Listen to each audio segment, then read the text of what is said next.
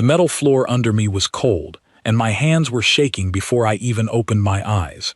Somewhere above me, a door hissed open, and I knew, without a single doubt, that this was the moment I would die. My name is Vex. I am Criven, and on that day, I was the last living member of my clan. Everyone else was gone. My mother, my brothers, my entire hunting circle, wiped away in a single strike from a human warship 3 days earlier. I had been pulled from the wreckage of my escape pod, half burned, barely breathing, and thrown into a small metal room with a single light that never turned off. I had heard the stories since I was small enough to be carried on my mother's back. Humans do not take prisoners. Humans do not show mercy. Humans do not stop until everything in front of them stops moving. My clan elders used to say that a human soldier could walk through fire and come out smiling, that they felt nothing when they killed, that they were built for war the way a blade is built to cut.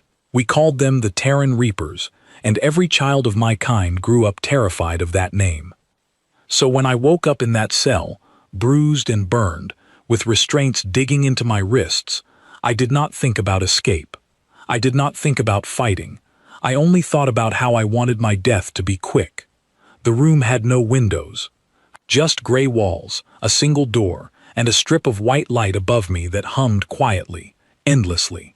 I counted the seconds between each hum, because counting gave me something to hold on to besides fear. I had counted to 4,000 and something when the footsteps came. They were slow, not the fast, heavy steps of a soldier storming in to finish a job. Slow, even steps, like someone walking into a room they had walked into 100 times before. The door slid open with a soft click, and the light from the hallway spilled in, and for one terrible second, I could not see who was standing there. My whole body went rigid. I pressed myself back against the wall, even though there was nowhere left to go, and I waited for the pain to start. Instead, a voice spoke, low and calm, nothing like the growling war machine voices my elders had described. "Hey, easy. Nobody's going to hurt you." The shape in the doorway stepped forward, and the light caught her face. She was small for what I expected a human warrior to look like. Dark hair pulled back, tired eyes, a uniform that looked slept in more than once. She did not look like a monster. She looked like someone who had not slept properly in days. I did not trust it. Not for a second. I had been taught that humans were clever with their cruelty, that they liked to let their prisoners feel safe before the real horror began. So I bared my teeth at her, even though the movement made my burned skin scream in protest, and I said the only human words I knew, taught to me by a traitor years ago. "Do it. Just do it." She stopped where she was. She did not come closer. She crouched down instead, lowering herself until her eyes were level with mine, which for a Criven still curled on the floor meant she had to fold herself almost in half. It was such a strange thing to do. No one who wants to hurt you gets smaller in front of you. "Do what?" she asked. "Kill me," I said. My voice cracked on the words, not from fear of dying, but from confusion that she was asking at all. "You are human. This is what you do." Something moved across her face, something I did not have a name for yet. It was not amusement. It was not anger. It looked almost like sadness, but pointed somewhere else, not at me. "Who told you that?" she asked. I did not answer. I could not answer. My mind was too busy trying to understand why the room was still quiet, why my restraints were still just restraints, and not something worse, why this human had not raised her voice, or her hand even once. She held up both palms slowly, showing me they were empty, no weapon, nothing hidden. "My name is May," she said. "You're on a coalition medical ship. You were pulled out of a wreck 3 days ago. You've got burns on your left side that need proper treatment, and you haven't eaten since we brought you in." "Why?" I said, forcing the word out through a throat that felt like it was closing. "Why does it matter if I eat?" May tilted her head slightly, like the question itself confused her. "Because you're hurt," she said, "and you're hungry. That's usually reason enough." I did not understand her. I did not understand any of it. Everything I had been taught said that this moment should already be over, that pain should already have started, that this was the part where the mask came off and the real human showed itself. I braced my body, waiting for the shift, waiting for her hand to move toward a weapon, waiting for the calm voice to turn sharp. It never came. Instead, she reached slowly into a pouch at her side and pulled out a small container, opening it to show me plain, warm food, nothing hidden inside it that I could see. She set it down on the floor between us, not close enough to force me to reach for it, not so far that I had to crawl. "You don't have to eat it now," she said. "It'll still be here in 5 minutes. In an hour, whenever you're ready." I stared at the container like it might explode. My whole body was trembling, not just from pain now, but from something I did not recognize, something that felt like the floor of my understanding cracking beneath me. "You are supposed to be a monster," I said quietly, more to myself than to her. May let out a short breath, almost a laugh, but tired, not cruel. "I get that a lot," she said. "Guess I'm bad at the job." She did not move any closer. She simply stayed there, crouched at my level, patient in a way that made no sense to me, while somewhere outside that little gray room, the war between our two peoples was still being fought, and I was still expecting, at any moment, for this gentle voice to turn into the end of everything I knew. But it did not happen, not that hour, not that day, and for the first time since the wreck, since the fire, since the silence where my family's voices used to be, I allowed myself, just barely, to wonder if everything I had been told about humans was wrong. May stood up slowly after a while, careful not to make any sudden movement, the way someone moves around a wounded animal they do not want to spook. She walked to the door, and just before she stepped through it, she looked back at me one more time. "Rest if you can," she said. "Nobody's coming for you tonight, I promise." The door closed behind her with the same soft click it had opened with. No lock, no warning tone, just quiet. I sat there in the silence for a long time after she left, staring at the small container of food she had placed on the floor. My hands were still shaking, though the shaking had changed. It was no longer only fear. It was something new, something I did not have words for in my own language, something sitting right beside the fear and refusing to leave. I did not eat that night. I could not make myself trust it yet. But I did not sleep either. I lay curled against the wall, watching the door, waiting for the lie to reveal itself, waiting for the kindness to crack open and show the cruelty underneath. I told myself it would come. It had to come. Everything I had been raised to believe said it had to come. The white light kept humming above me, steady and endless, and somewhere in that long, sleepless night, a small, terrified part of me began asking a question I was not ready to answer. What if it never comes at all? The container of food was still sitting where May had left it when the door opened again the next morning. I had not touched it. I had not slept either. Not really. Only drifted in and out of a tense half-rest, my ears twitching at every sound in the corridor outside. This time it was not May. It was two other humans, a tall man with a shaved head and a shorter woman carrying a medical kit. I pressed myself into the corner before I could stop the movement, my burned side screaming in protest, and I watched them with every muscle locked tight. "Easy there," the tall man said, holding both hands up the same way May had. "I'm Oliver. This is Priya. We're just here to look at those burns." I did not answer. I did not trust my voice not to shake. Priya knelt down a careful distance away, opening her kit slowly so I could see everything inside it before she touched anything. Bandages, a small scanner, a tube of something pale and cool-looking, nothing sharp that was not already wrapped and sealed.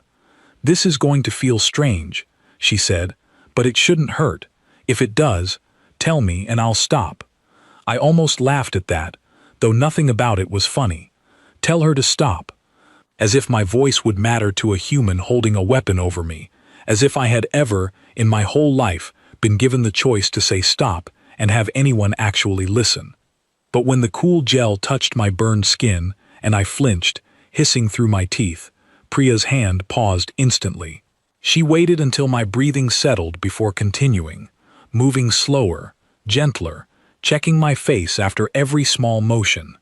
Oliver stayed near the door the entire time, not because he was guarding it, I realized later, but because he was giving me space. He talked quietly while Priya worked, not to me exactly, more like he was filling the silence so the room did not feel so heavy.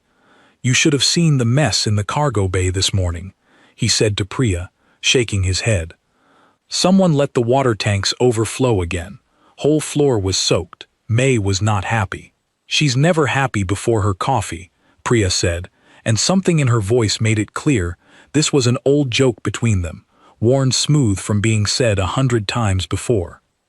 I watched them the way I might watch a fire that had not decided yet whether to burn me or warm me. They were talking about spilled water and coffee while treating my wounds, as if I were simply another patient, not an enemy, not a prisoner of war, not a Criven who had grown up hearing their species' name spoken like a curse. When Priya finished wrapping the last bandage, she sat back on her heels and looked at me properly for the first time. "There," she said, "that should feel better in a day or two. Try to rest that side." "Why?" I asked, my voice raw. "Why do this?"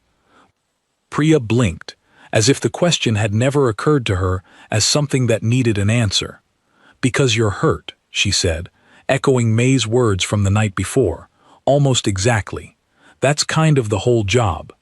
They left not long after, and the food container was still sitting untouched in the corner. I stared at it for a long while after the door closed, turning the last 2 days over and over in my mind, searching for the trick I was certain had to be hiding somewhere inside all this careful, quiet kindness. May came back that evening, alone this time, carrying a second container of food, warmer than the first. "You didn't eat?" she said, not with anger, just with a kind of soft observation, the way someone notices rain outside a window. "I do not trust it," I admitted, surprising myself with how easily the truth came out. May sat down on the floor across from me, close enough to talk normally, far enough that I did not feel trapped. She set the new container down and, to my complete shock, opened a second one for herself, the same food, and began eating it right there in front of me. "See?" she said between bites. "Not poisoned. Not drugged. Just food." I stared at her, at the simple, strange act of her sharing a meal with a creature her people were still fighting a war against, and something in my chest twisted painfully, like a muscle unused for too long finally being stretched. "Why would you do that?" I whispered. "Because you needed a reason to believe me," she said simply, and words weren't going to be enough.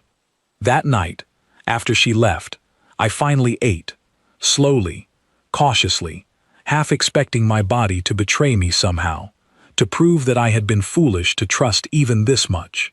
But nothing happened, except that the ache in my stomach finally quieted, and for the first time since the wreck, I slept without waking every few minutes in terror. Over the days that followed, a strange rhythm began to form. May visited often, sometimes with Priya or Oliver, sometimes alone. She brought food, she brought water, and one evening she brought something I did not expect at all. It was small, soft, and worn at the edges, a blanket, the kind meant for comfort rather than survival. She set it down beside me without making a show of it. "Thought you might be cold," she said. "These rooms run cool at night." I picked it up carefully, running my fingers over the fabric, unable to remember the last time anyone had given me something simply because they thought I might be cold, and not because it served some larger purpose. "On my ship," May said, settling into her usual spot across from me, "everyone gets one of these. New recruits, injured crew. Doesn't matter who you are. Comfort's not something you have to earn here." I did not know what to say to that. In my clan, everything had to be earned. Warmth, food, even affection had a price, measured in strength, in usefulness, in what you could offer the group. The idea that comfort could simply be given, freely, without conditions, felt like a language I had never learned to speak. "Where I come from," I said slowly, testing the words, "nothing is free." May was quiet for a moment, studying me with an expression I was beginning to recognize as thoughtful rather than calculating. "That sounds exhausting," she said finally. I almost laughed, a strange, broken sound that surprised us both. "It is," I admitted. "It always has been." The days blurred together after that, marked mostly by May's visits and the slow healing of my burns. She started teaching me small human words beyond the few I already knew, pointing at objects, repeating names patiently when I stumbled over the sounds. She never grew frustrated, never mocked my accent, never made me feel small for not understanding. One evening, she brought a thin, worn book with her, its cover soft from years of handling. She sat down and, instead of simply talking, began to read aloud, her voice slow and gentle, pausing often to explain words I did not know. It was a children's story, she explained, something simple, about a small creature finding its way home after being lost in a storm. I listened, curled beneath the blanket she had given me, and something about the rhythm of her voice, the simplicity of the story, the warmth of the room, made my chest ache in a way that had nothing to do with my healing burns. "Why are you doing all this?" I asked when she finished, the question spilling out before I could stop it. "The food, the blanket, the stories. I am your enemy. My people have killed yours. Yours have killed mine. Why does any of this matter to you?" May closed the book slowly, resting it on her knee, and looked at me with an expression I would spend a long time afterward trying to understand. "Because before any of that," she said quietly, "you're just someone who got hurt and ended up alone. That matters to me more than which side you were born on." I did not have an answer for that.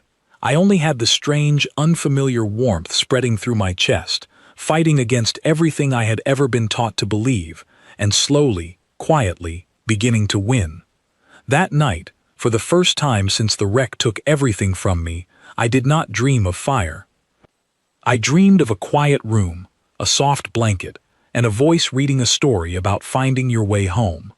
The bandages came off my side on the 10th day, and with them went the last excuse I had to stay curled in that small gray room. Priya declared me healed enough to move around the ship under supervision, and May was the one who walked beside me the first time I stepped through that door into the wider world of the vessel. The corridor outside was nothing like I expected. I had pictured cold steel and armed guards at every corner, the machinery of war humming beneath our feet.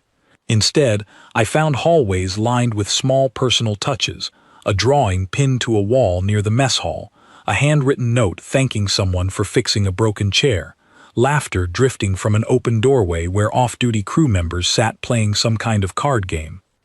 "This does not feel like a warship," I said, my voice quieter than I meant it to be.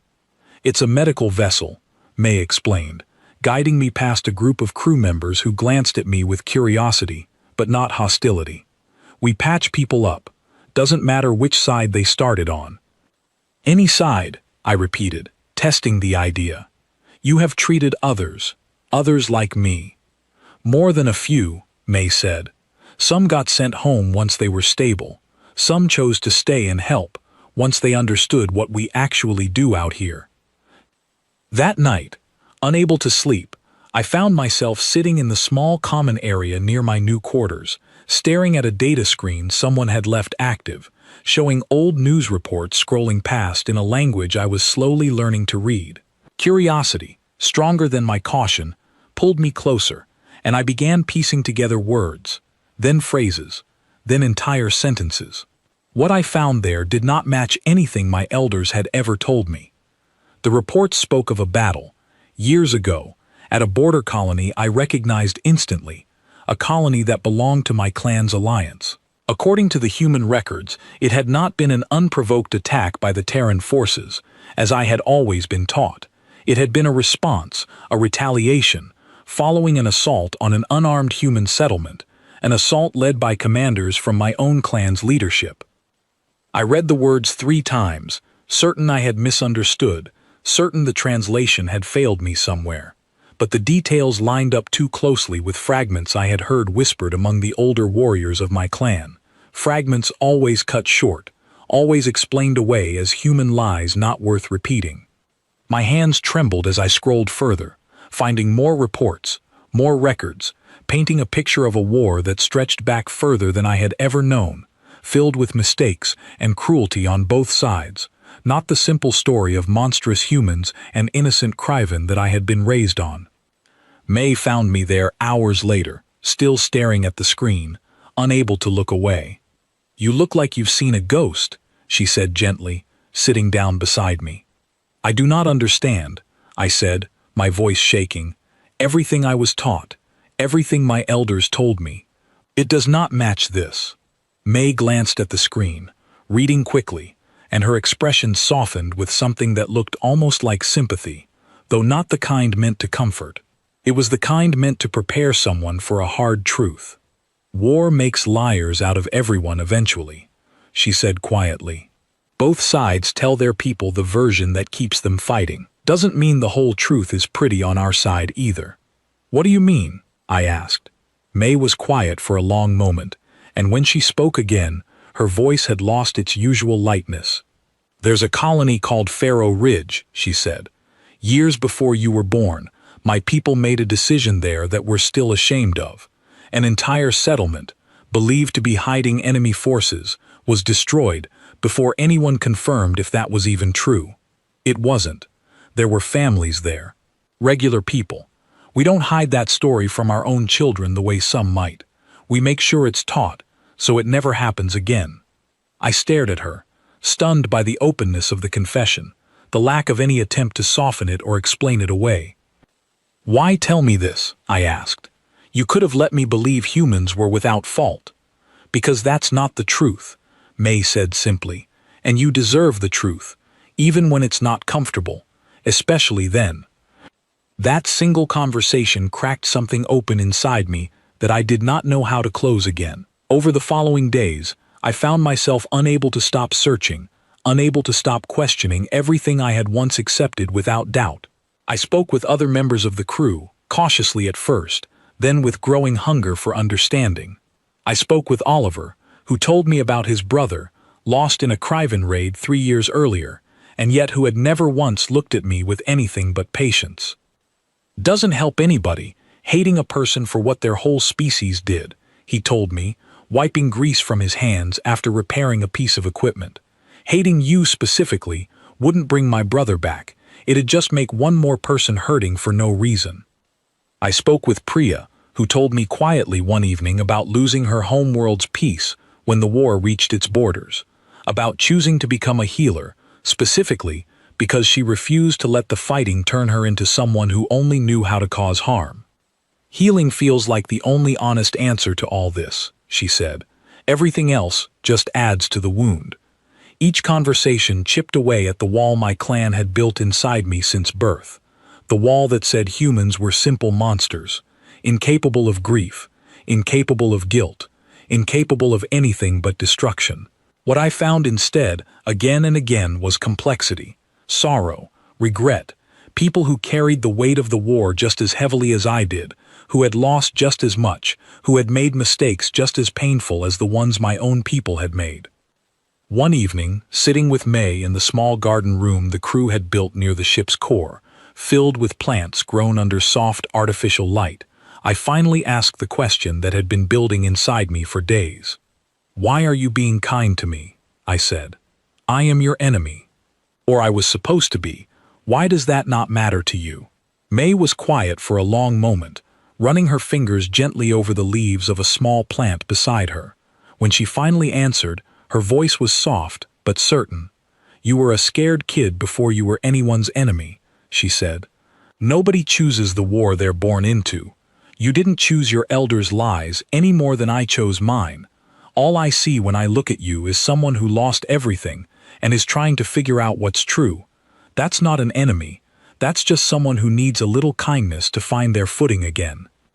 Tears, an expression I had rarely allowed myself even in private, blurred my vision before I could stop them.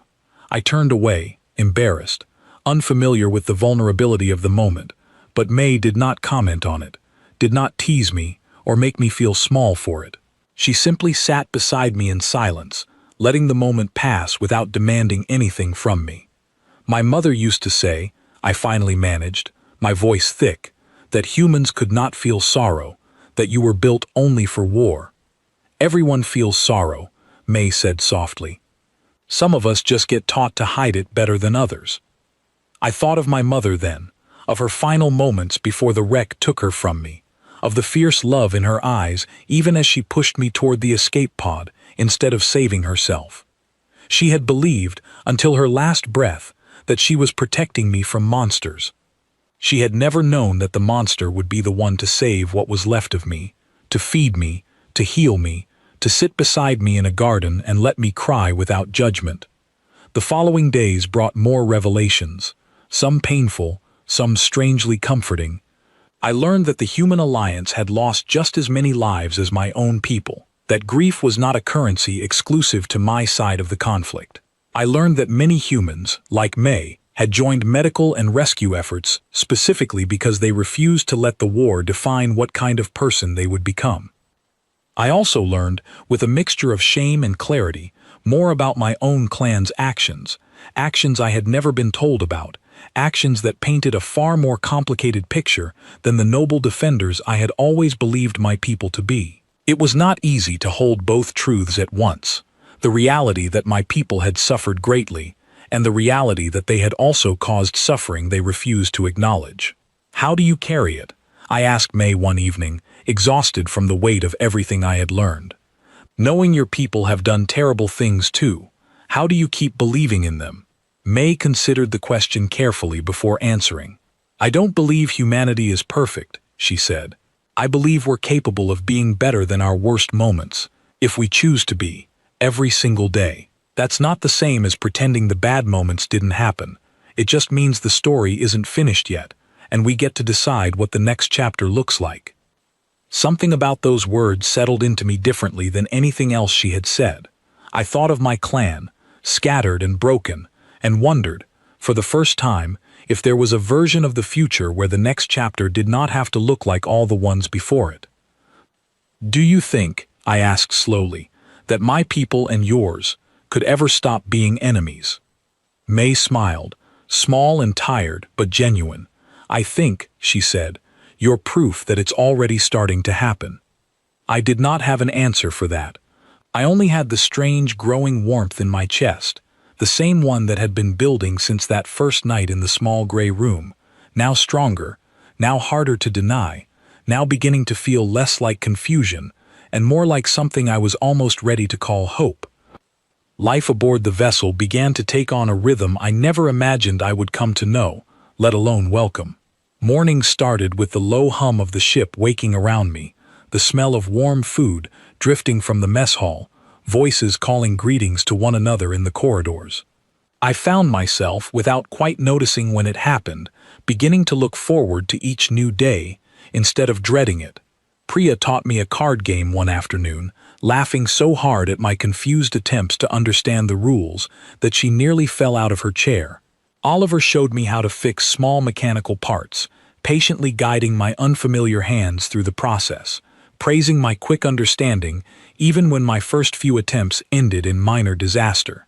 I began to learn the rhythms of human humor, the strange comfort of being teased gently by people who clearly meant no harm by it, the warmth of being included in jokes rather than being their target. One evening, a young crew member named Daniel accidentally spilled an entire tray of food across the mess hall floor, and instead of anger or blame, the room erupted into laughter, several crew members rushing to help him clean up, while others called out playful jokes at his expense. I sat there, watching the scene unfold, and felt something unfamiliar bubble up inside my chest, rising unbidden, spilling out of me before I understood what it was. I laughed. It startled me as much as it startled the crew nearby, a strange, rough sound I had never made before, foreign even to my own ears. May, sitting across from me, looked over with surprise quickly melting into a wide, delighted smile. "There it is," she said softly, like she had been waiting for that exact moment. "What?" I asked, still catching my breath from the strange sensation. "Your laugh," she said. "First time I've heard it." I touched my own throat, half expecting to find something had physically changed, some proof of the transformation happening inside me. I did not know I still had one, I admitted quietly. Guess it just needed the right moment, May said. That was the beginning of many such moments. I learned to laugh at Oliver's terrible jokes, learned to join in the friendly arguments over which card game was truly the best, learned to sit comfortably among the crew without flinching at sudden movements or raised voices, understanding now that laughter and volume did not always signal danger the way I had once believed. May began teaching me small human customs, explaining the meaning behind gestures I did not understand, the significance of shared meals, the importance humans placed on remembering birthdays and small personal milestones. She explained, with a soft laugh, the tradition of nicknames, of shortening or altering someone's name as a sign of familiarity and affection. "Do Criven do that?"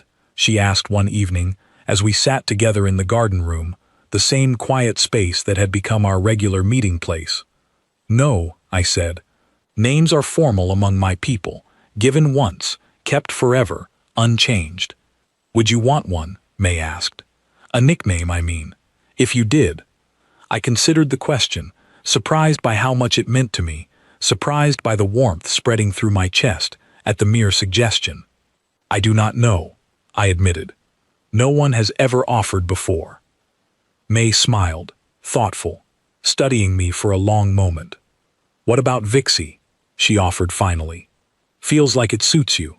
Quick, clever, bit sharp around the edges when you want to be." I repeated the sound quietly to myself, testing the shape of it, the strange, small syllables that carried none of the weight my given name carried, none of the history, none of the expectations. It felt light. It felt like something freely given rather than something inherited under obligation. "I like it," I said finally, surprising myself with the certainty in my own voice. That evening marked a turning point I would not fully understand until much later, though I felt its significance even then, sitting quietly among people who had once been described to me as monsters, now feeling more like the first real family I had known since the wreck took everything else from me. The peace did not last without challenge, however. Nearly 3 weeks after I first woke in that small gray room, the ship's alarms tore through the quiet rhythm we had built, sharp and sudden, sending crew members rushing through corridors with urgent purpose. I stood frozen for a moment, old instincts flooding back, my body remembering danger before my mind could catch up. May found me quickly, her expression tight with focus but not panic. "Criven vessel, unmarked, closing fast," she said. "Could be remnants from the border conflict, scavengers looking for an easy target. We need to move." My heart pounded as old fears resurfaced, twisted now into something new and complicated. Was this my people, come to reclaim me, or perhaps to punish me for surviving among the humans? Was this an attack meant to end the ship entirely, taking May and everyone else who had shown me kindness with it? "What can I do?" I asked, the question surprising even myself with how quickly it came, how naturally it formed, without hesitation. May blinked, clearly not expecting the offer. "You don't have to do anything," she said. "You're not crew. Nobody expects you to fight." "I do not want to fight," I said quickly. "I want to help, please." Something in my voice must have convinced her, because she nodded sharply and gestured for me to follow.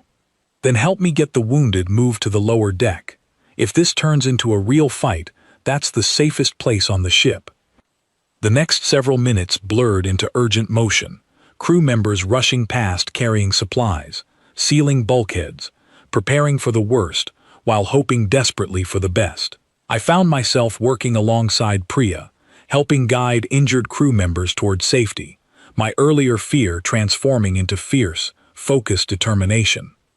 The unmarked vessel turned out to be exactly what May feared, a scavenger crew, opportunistic and desperate, drawn by the possibility of an unprotected medical ship ripe for plunder. They demanded the ship's medical supplies, threatening to breach the hull if their demands were not met immediately. I stood near the communications room, listening to the tense negotiations unfolding, my body trembling not with the old fear of humans, but with fierce protectiveness for the people who had become, in the space of a few short weeks, something precious to me. When the scavenger vessel's leader, a rough voice speaking accented Criven, threatened to attack unless supplies were surrendered, something inside me snapped into sharp clarity. I stepped forward before May could stop me, activating the communications channel myself. "This ship belongs to no side in this war," I said in my own language, my voice steadier than I expected. "I am Criven, and I tell you this ship saved my life when your own people would have left me to die in the wreckage. Attack it, and you attack someone who has shown more honor than either of our warring factions combined." Silence stretched across the channel for a long, tense moment before the scavenger leader's voice returned, quieter now, less certain. "You defend humans," he said, disbelief coloring his tone. "I defend decency," I replied, "something your threats clearly lack." The standoff ended not long after, the scavenger vessel retreating once it became clear the element of surprise had failed and the risk no longer outweighed the potential reward. The ship's alarms fell silent, replaced gradually by the relieved chatter of a crew recovering from a threat successfully avoided.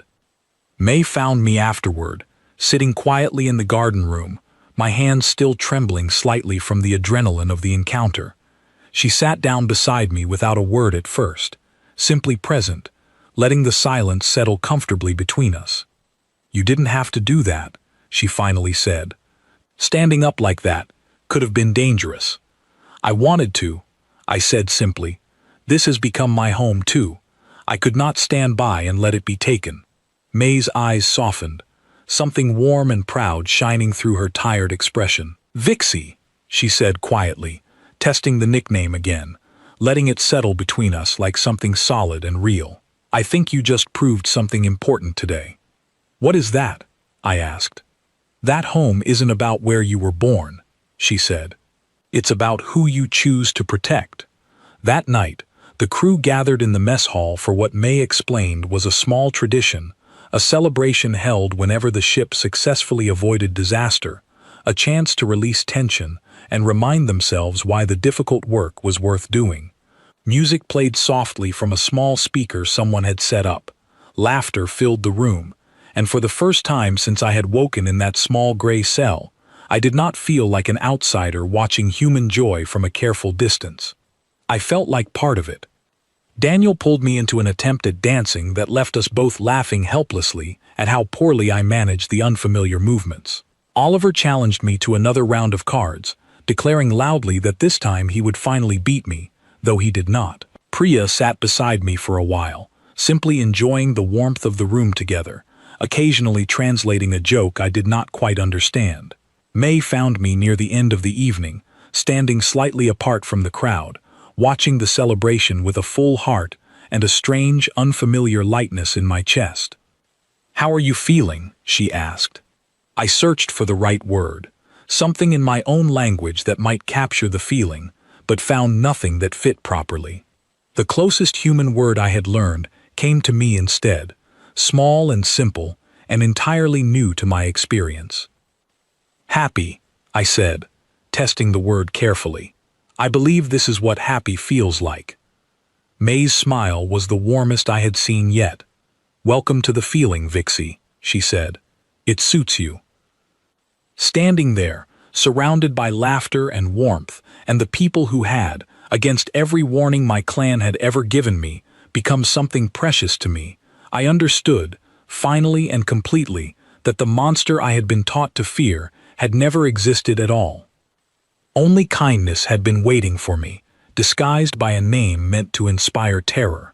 Seasons aboard a starship are not marked by weather or falling leaves, but by the slow accumulation of change, and looking back now, I can trace the shape of my own transformation across the many months that followed that first celebration in the mess hall.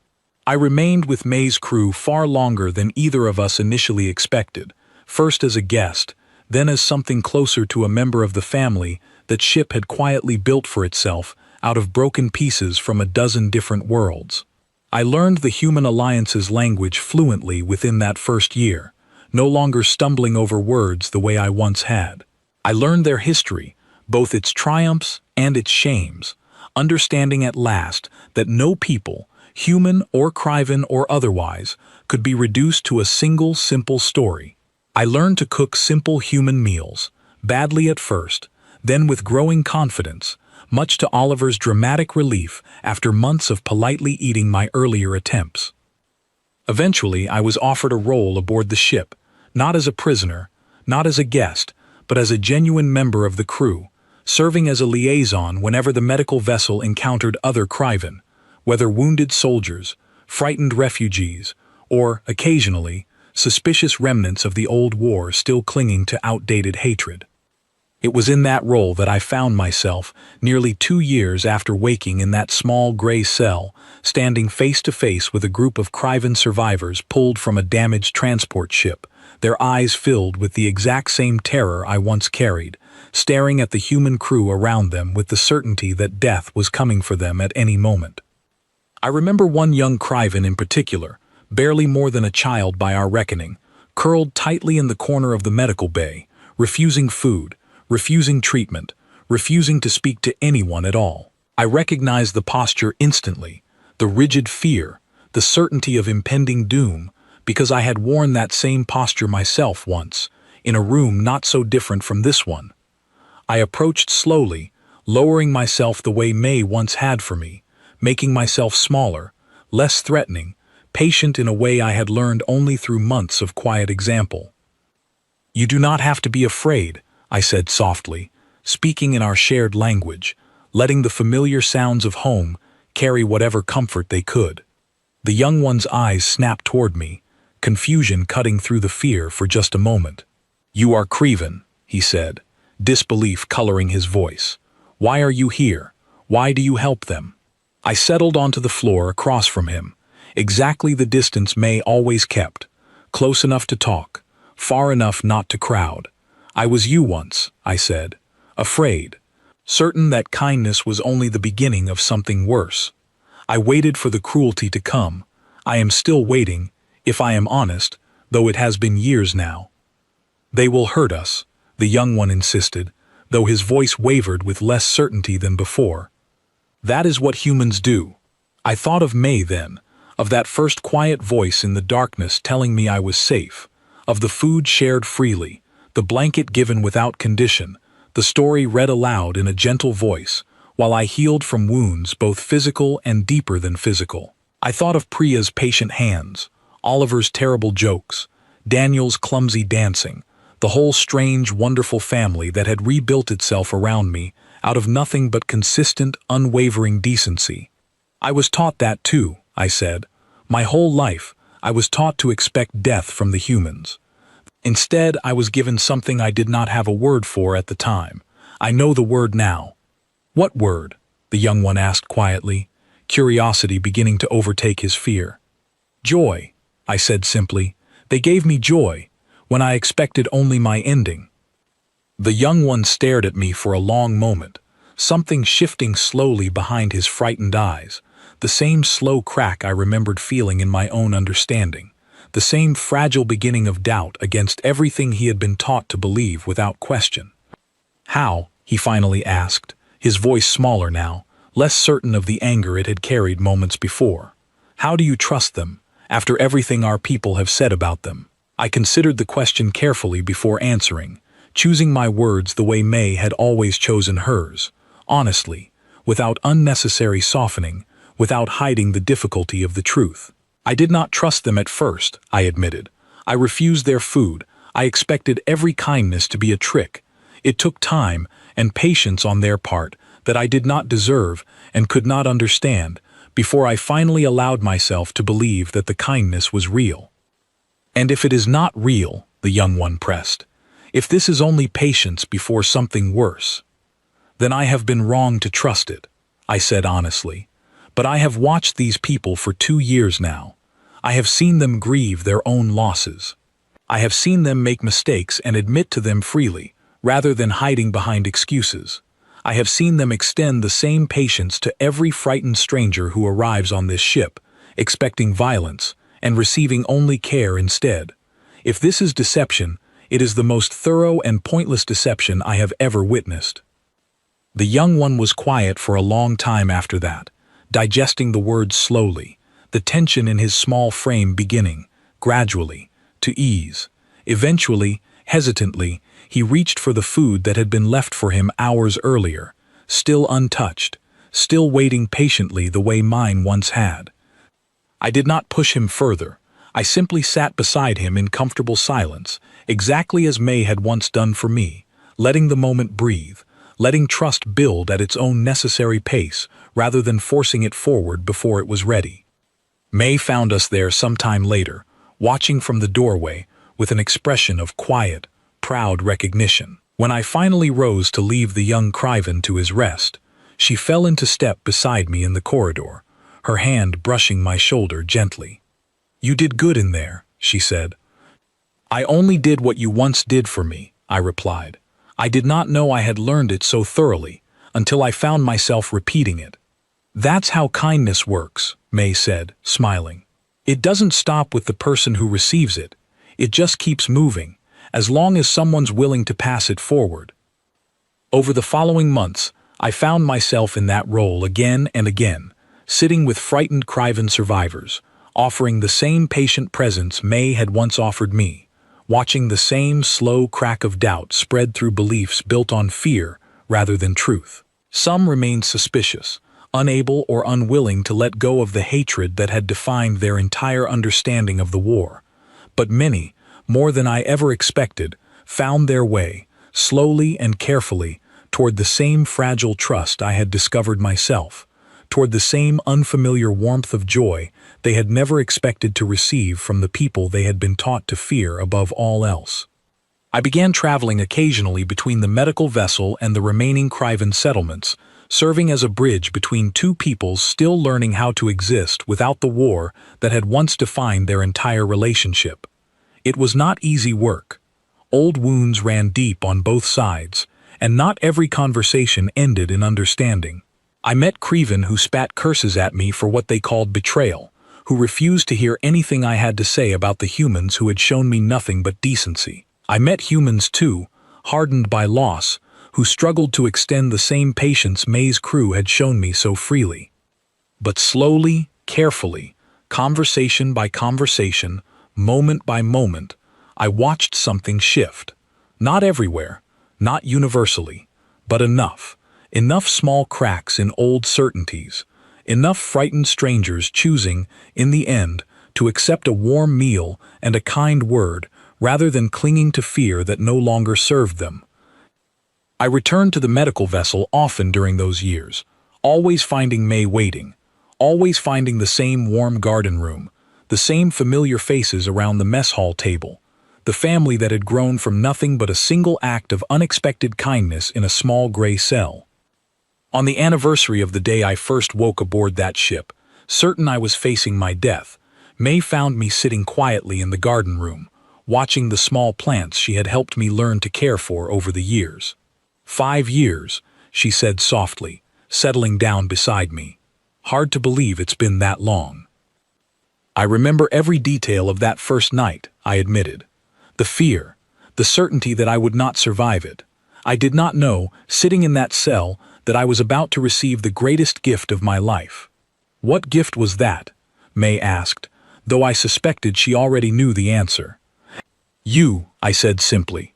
All of you. This family I never expected to find. This joy I never believed humans capable of giving. May smiled, warm and familiar, the same smile that had first greeted me in that dark cell so many years before. For what it's worth, she said, you gave us something too. Proof that the story doesn't have to end where the old hatred wants it to. Proof that the next chapter can look different, if enough people choose to write it that way.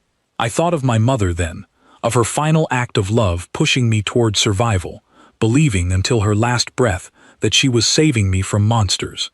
I thought of the young Criven I had comforted, slowly learning to trust the same kindness I once refused to believe in. I thought of every frightened stranger who had passed through this ship since, carrying the same old fears, the same old certainties about the danger waiting for them among the humans. They were all told, as I once was, to expect death from the humans. None of them were warned that they might receive joy instead, and that once received, That joy would rewrite everything they thought they understood about the universe, about their enemies, about themselves. I sat there in the quiet garden room, surrounded by the family kindness had built for me, and finally understood the truth my clan's old warnings had never allowed me to see. The Terran Reapers my elders feared did not exist. They never had. There had only ever been people, capable of cruelty, yes, capable of mistakes and grief and anger, but capable also, endlessly, patiently, of choosing kindness, even when the world gave them every reason to choose otherwise. That choice, repeated daily, in small gestures and quiet patience, in shared meals and gentle stories, in blankets offered against the cold, and hands extended without expectation of anything in return, had done what no war ever could. It had turned an enemy into family. And it had taught me, finally, completely, that the greatest strength was never found in the ability to end a life. It was found in the quiet, stubborn choice to save one instead, again and again, until fear itself had nowhere left to hide.